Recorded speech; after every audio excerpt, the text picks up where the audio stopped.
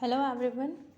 Yesterday we will start new chapter of political and social life confronting marginalization. Today we will continue this chapter. Role of communities in confronting marginalization. So what is the role of communities? Community का क्या role है marginalization confronting में? In a glimpse as written later by Amia, we could see how lower caste people or Dalits and Adivasis have suffered in the past. जो हमने वो letter पढ़ा था small girl का अमिया का कि कैसे जो आदिवासी थे या जो लोअर कम्युनिटीज़ वाले पीपल है वो लोग क्या सफ़र करते थे पास्ट में. Our constitution laid principles values fundamental rights while government kept a check on marginalised and passed laws to protect them. Constitution में बहुत सारे प्रिंसिपल्स वैल्यूज़ फंडामेंटल राइट्स बनाए गए हैं जिसकी वजह से गवर्नमेंट चेक करती है कि कहाँ पर मार्जिनलाइजेशन हो रहा है और कैसे उन लोगों को प्रोटेक्ट करना है. उसके लिए उन लोगों ने बहुत सारे लॉज बनाए. Before independence Dalits faced a lot of discrimination and humiliation from other caste in majority and better social stature. Independence से पहले जो दलित्स थे उन्हें बहुत सारा डिस्क्रिमिनेशन और ह्यूमिलिएशन फेस करना पड़ा था अदर कास्ट से जो कि मेजोरिटी में होती थी और जिनका सोशल स्टैचर अच्छा होता था. Many were treated untouchables and treated in humanity. बहुत सारे कम्युनिटीज़ के जो पीपल होते थे उन्हें एज अ अनटचेबल रिकग्नाइज किया जाता था. उन्हें कहीं भी टच नहीं होने देते थे. वो लोग ना तो टेम्पल्स में एंटर कर सकते थे, ना वो किसी के हाउस में एंटर कर सकते थे, ना ही उन्हें कहीं टच भी नहीं होने देते थे. For them society had separate laws and punishments for same crime committed as a person belonging to a higher caste. तो सोसाइटी में ऐसे बहुत सारे लॉज बनाए गए हैं जिसकी वजह से अगर कोई ऐसा बिहेव करता था किसी के साथ तो फिर उन्हें पनिश किया जाता था. As read in conversation you can see that even after independence at many places some people are treated inhumanly and with humiliation. So जो हमने कॉन्वर्सेशन पढ़ा था उसमें बताया गया है कि इंडिपेंडेंस के बाद भी ऐसा बहुत बार होता था कि लोगों को ऐसे ट्रीट किया जाता था. Adivasis, on other hand, have been misguided and mistreated even today and are deprived of their homeland. जो आदिवासीज होते हैं उन्हें अभी भी मिसगाइड किया जाता, मिसट्रीट किया जाता है और उन्हें उनके होमलैंड से बाहर निकाल दिया जाता है. They are left with meagre jobs in cities that are unknown to them with starving families. उन्हें वहाँ से अपने गांव छोड़ के जाना पड़ता है जॉब सर्च करने के लिए. The scheduled caste and scheduled tribe act 1989. अब ये एक्ट बनाए गए हैं जो शेड्यूल्ड कास्ट और शेड्यूल्ड ट्राइब्स के जो पीपल होते हैं उनके लिए एक्ट बनाया गया था ताकि उन्हें एट्रोसिटीज़ से बचाया जाए. एट्रोसिटी मीन्स अत्याचार. ये एक्ट बना था 1989 में. Despite the constitution and government elected by us some communities are still marginalised. Constitution बनने के बाद भी गवर्नमेंट इलेक्ट होने के बाद भी बहुत सारी कम्युनिटीज़ अभी भी मार्जिनलाइज्ड होती है. Big responsibility to make sure that this atrocities and unfair behaviour towards a section of society has stopped life with the people of a country. सबसे बड़ी रिस्पॉन्सिबिलिटी ये है कि जो ये लोगों के साथ अत्याचार किया जाता है, उनके साथ अनफेयर बिहेवियर किया जाता है, ये किसी भी तरह से रुक सके. People here include all citizens and especially the one belonging to these communities.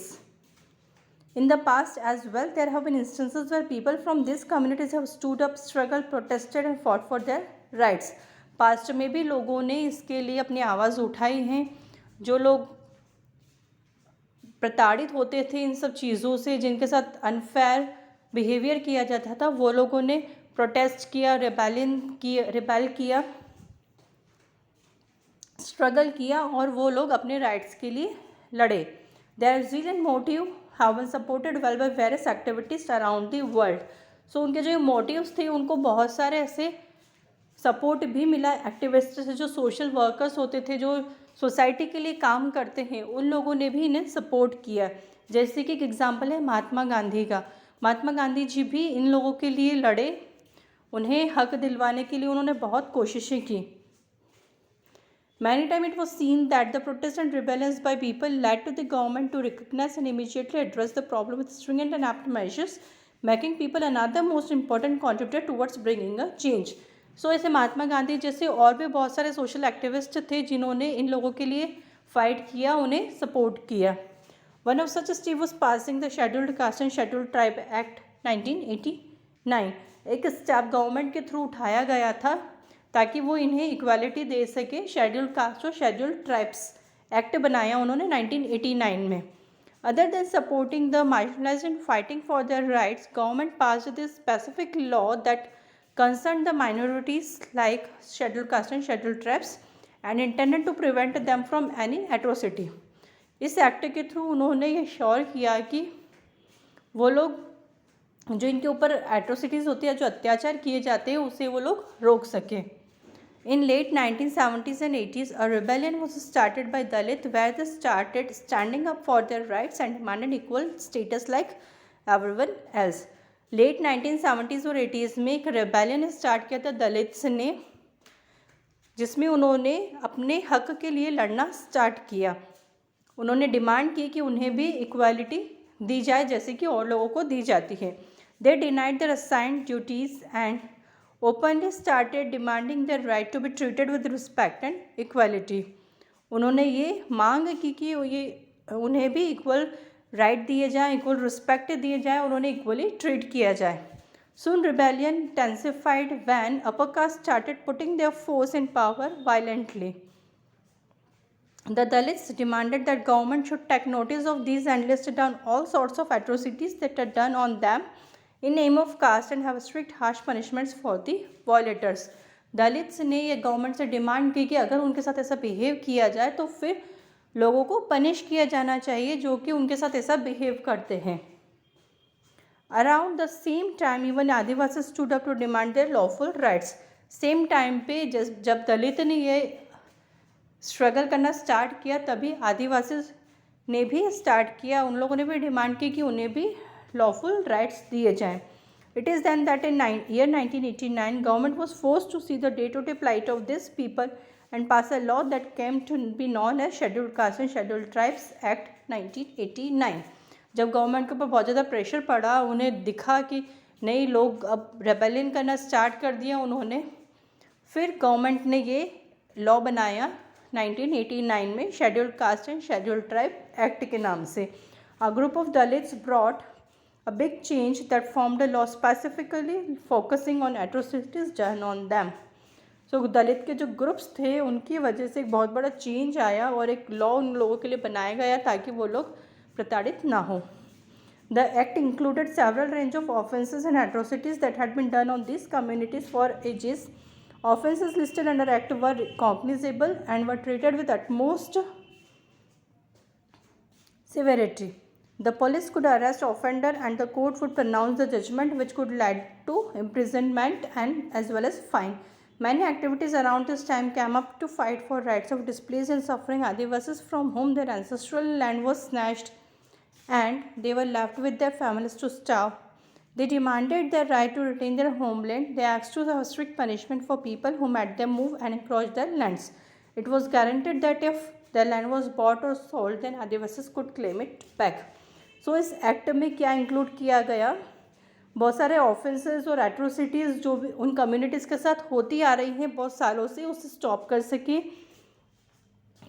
In offences को एक्ट के अंदर डाला गया और उन्हें ट्रीट किया गया कि उन्हें इक्वालिटी दी जाए। जो पुलिस होती है उन लोगों ने ऑफेंडर्स को अरेस्ट करना स्टार्ट किया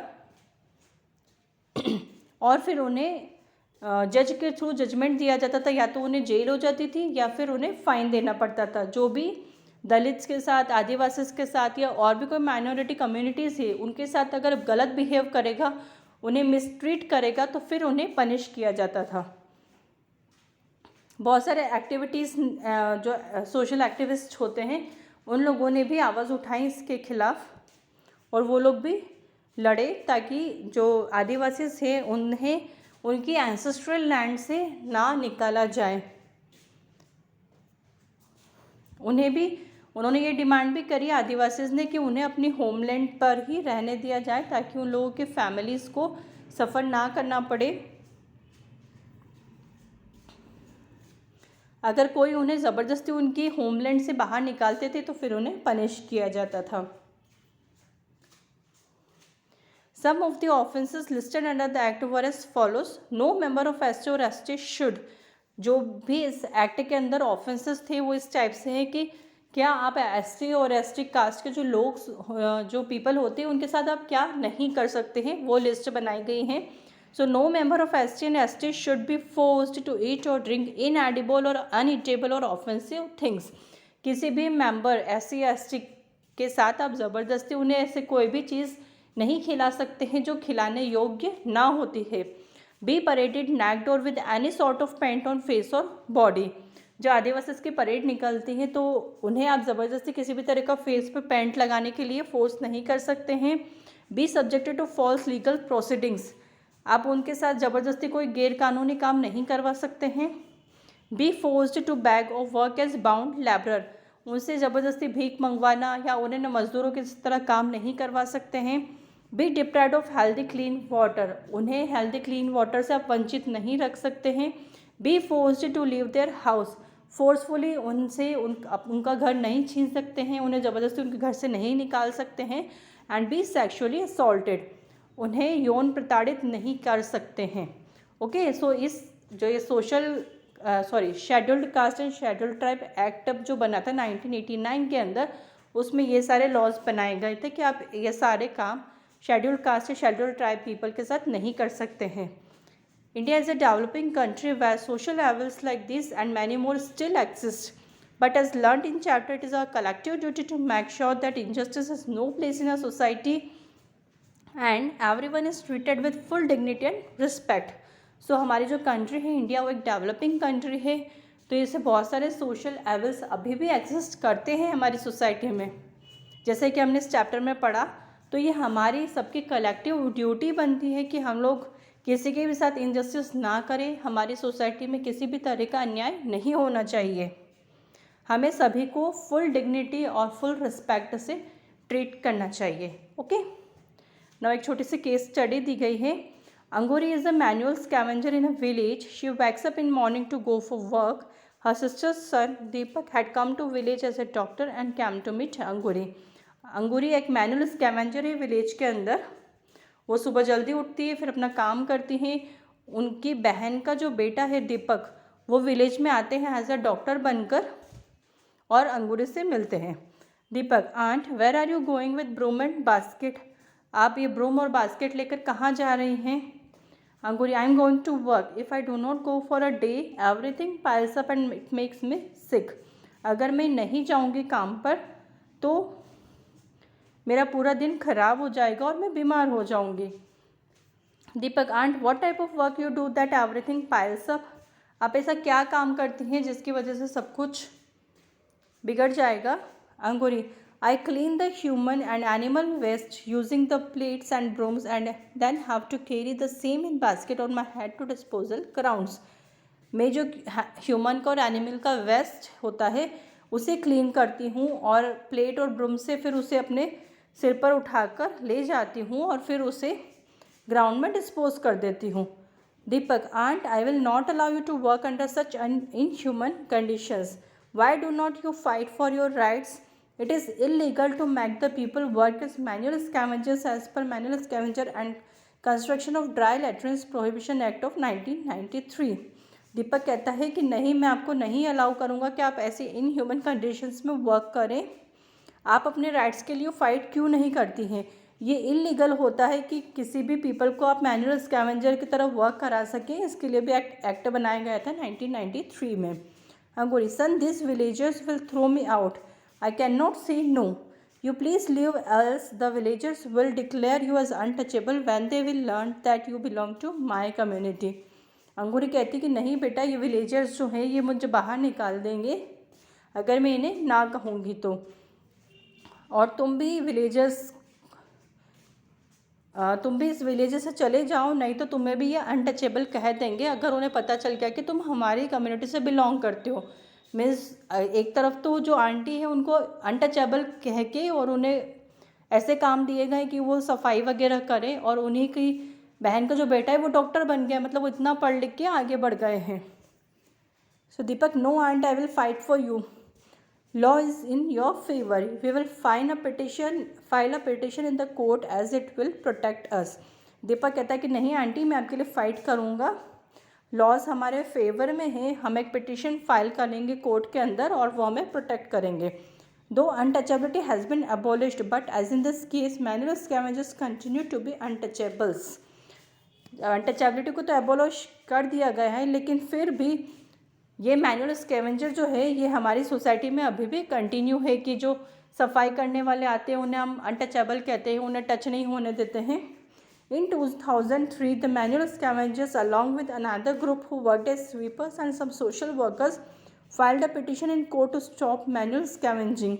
As per petition, they wanted this practice to end as it was against their fundamental rights. The court ordered the state governments to collect the facts and work for rehabilitation and liberation of scavengers. Hence, the laws and government, along with social workers, tried their best to give justice to all. ये 2003 में एक act बनाया गया था जिसमें जो manual scavengers होते हैं और जो स्वीपर्स होते हैं उन लोगों ने साथ में मिलकर, कुछ सोशल वर्कर्स ने भी उनकी हेल्प की और एक पिटिशन फाइल किया उनके जो फंडामेंटल राइट्स हर्ट हो रहे हैं उनके लिए. कोर्ट ने ऑर्डर दिया स्टेट गवर्नमेंट को कि वो फैक्ट्स कलेक्ट करें और स्कैवेंजर्स के रिहैबिलिटेशन, उनके लिबरेशन के लिए वर्क करें. तो कुछ लॉज बनाए गए हैं गवर्नमेंट के थ्रू और सोशल वर्कर्स ने भी उसके लिए ट्राई किया ताकि इन लोगों को जस्टिस मिल सके. Okay, understood.